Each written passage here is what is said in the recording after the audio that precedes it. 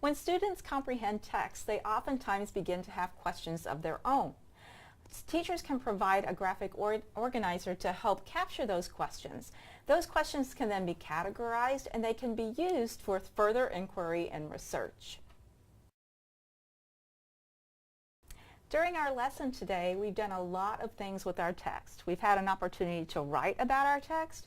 We've discussed the various aspects of what we've read today. We've taken some notes.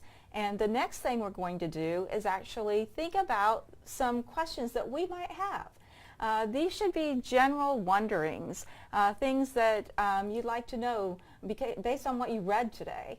I want to share with you, when you have a question generation handout, you have that in front of you, and I've recorded just a couple of questions that I had that I've written for you as an example, and then I want you to think about questions that you might have.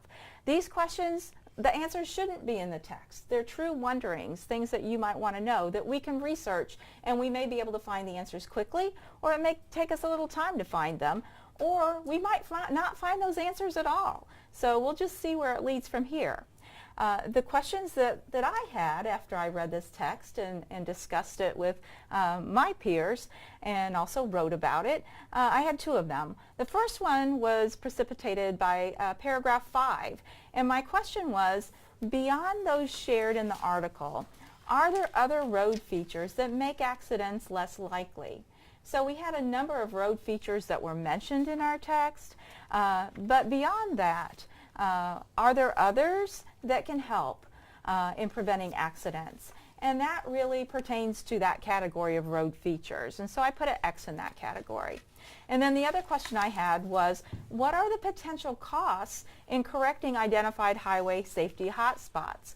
We know that there are areas where there are more accidents than others, and we need to take steps to make those areas more safe.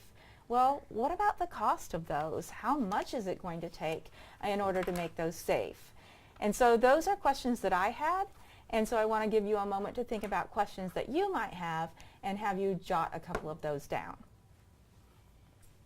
Okay, Emily, you've had time. I see you've written down a couple of questions. Share with us a question that you might have. From paragraph 5, I was thinking about other road features that might be used to prevent animals, because I know that I've noticed a lot of accidents and crashes based on things like deer in the road. And so my question is, are there other features that can be used to help prevent animals from getting onto the road? Okay. And I think that's a road feature. I think you're exactly right. And we may do some checking and find out that in rural areas they have instituted some other safety measures. We don't know. Okay? Mine was from paragraph 7. The question was, would more law enforcement presence reduce accidents, as it states here in the writing of high traffic areas where there's an increased risk of crashes? If there's a higher presence of law enforcement, would that reduce the accident rate? Okay, and that's an excellent question. And we might do some research, and we might find areas where they have implemented that additional presence, and we might be able to look at that as opposed to areas where that hasn't been done and see if there is a decrease. Okay, great question. Okay, let's move over here. Yeah, I found this article really interesting, especially looking at the different data points for measuring the prevalence of accidents, and it got me to thinking, I wonder if there's ever been any research done on like the effect of the socioeconomic area or the zip code of, if there's any research looking into whether or not there's higher rates of accidents or lower rates of accidents based on the socioeconomic. Mm-hmm. So socioeconomic, conditions. that could be one factor. And when you talk about zip codes, we could look at urban versus rural. So there are a lot of different factors that may come into play there. And that's an excellent question. We may be able to do some research and find some information out about accident rates and how they occur and how often they occur in various zip codes. That would be a great way to look at that. Okay? The question that I have relate to paragraphs 12 and 14. Paragraph 12 mentions obstructing the view. While you cannot control what's you can just obstruct the view. but you could control how you react to it or what's on the freeway. And paragraph 14 talks about, all the, studies that could, to make changes to roadway construction.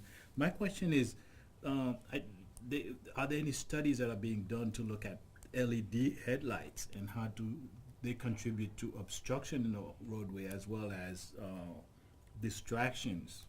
Are they causing more accidents? I know they're nice and bright and pretty, but sometimes, are they obstruct the road? Are they causing more or less accidents? The use of LED lights. Right, and that's an excellent question, and that really comes down to the feature that is on a vehicle, right? Yes. So not necessarily a distraction on the roadway, but on the vehicles themselves. And so has there been any research done? Do we know if those types of lights, while aiding the vision of the person behind the wheel, are they providing a distraction To or the visually incoming impairing those other drivers that are on the highway with them? Yes.